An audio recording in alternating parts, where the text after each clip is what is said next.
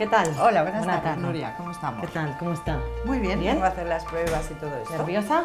Un poquito. ¿Sí? Sí. Siéntese. Vale. Yo leí la noticia y también me involucro porque mi padre tuvo Alzheimer muy joven. Entonces estoy muy concienciada sobre el Alzheimer, sobre todo mi padre lo tuvo a los 50 años.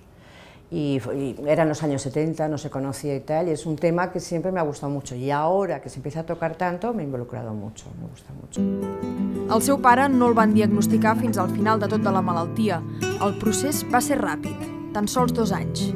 Que le empezó a cambiar el carácter, mi padre era muy serio, empezaba a reírse por tonterías, ¿sabes? Y así y tal, ¿no? Y poco a poco, hasta que en el despacho nos dijeron que la firma de los talones era ilegible. Y ahí, cuando vimos que escribía rarísimo, fue cuando nos dimos cuenta. Bueno, mi madre, ojo, yo no participé mucho en ello, ¿no? Y entonces fue cuando ya empezó a ir a los médicos, le hicieron escáner, le hicieron de todo, pero no veían nada. Decía que estaba todo muy bien y tal, pero el cadáver le costaba más expresarse y tal. Fue un tiempo larguito hasta que nos hablaron de la enfermedad de Alzheimer, ¿eh? Pero claro, hablaron de la enfermedad de Alzheimer y no hay nada que hacer. Com ho recordes? Uy, lo recuerdo muy traumático en mi casa. Yo tenía 19 años y mira, pero mi madre y todo eso era muy joven, se pasó muy mal. Además, no había ayudas ni había nada, ¿no? Era en casa y fue muy rápido, se convirtió como en un bebé, ¿sabes? Se le olvidó hablar, todo, y fue muy traumático. Empezaremos a hacer primero una pequeña prueba cognitiva, ¿de acuerdo? Para ver un poco cómo están todas las funciones. Registraremos un poco también el estado de ánimo, a ver cómo se encuentra. Y por último haremos, bueno, también registraremos un poco de información sobre su familia, antecedentes, patologías, ¿no? Como personales. Y ya por último haremos una parte experimental, ¿de acuerdo? O sea, una prueba nueva que estamos validando. Ah, muy bien. ¿Y de qué es la prueba? Bueno, es una prueba nueva de memoria porque, claro, lo que queremos es bueno, pues tener datos más actuales, ¿no? De población más actual.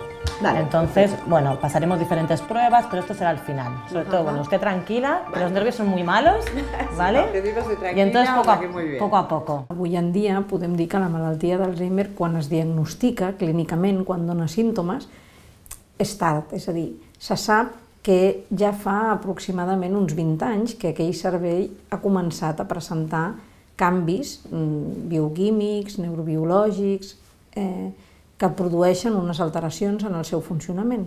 El que passa és que inicialment aquestes alteracions no són evidents, no donen manifestacions clíniques. Vosaltres esteu fent ara aquest estudi per detectar precoçment l'Alzheimer perquè creieu que si es detecta durant aquests 20 anys, que ja comencen a haver-hi aquests canvis, es pot frenar?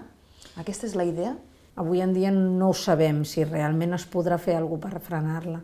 El que, si com a mínim s'aconseguís amb aquesta detecció precoç poder orientar nous tractaments, noves accions terapèutiques, almenys a retardar l'aparició dels seus símptomes, donat les edats en què té major incidència aquesta malaltia, que són edats avançades, això podria arribar a suposar que endarrerint 5 anys de manera global l'inici dels símptomes es podria arribar a reduir a la meitat el nombre de casos. Vale, le enseñaré 4 palabras, ¿de acuerdo? Entonces, las leemos en voz alta y las intentamos recordar.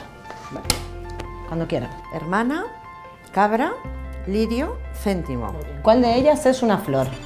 Lirio. Muy bien. ¿Y un familiar? Hermana. Muy bien. ¿Un animal? Cabra. Muy bien. ¿Y una moneda? El céntimo. Muy bien. Apréndaselas, que luego se las preguntaré.